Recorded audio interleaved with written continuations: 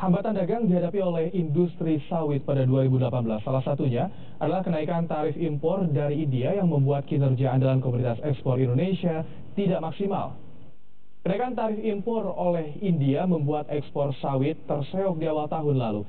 Akibatnya minyak sawit sulit bersaing dengan minyak kedelai. Belum lagi ada penolakan dari pasar Uni Eropa. Selain itu harga minyak sawit cenderung turun. Data BPS mencatat ekspor kelompok lemak dan minyak hewan atau nabati turun 11,39% sepanjang 2018. Dalam 11 bulan sendiri, ekspor CPO berkurang 11,18%. Gabungan Pengusaha Kelapa Sawit Indonesia melihat ekspor sawit masih akan menghadapi tantangan dagang. Ini saya nggak mau pesimis, tetapi bisa memungkinkan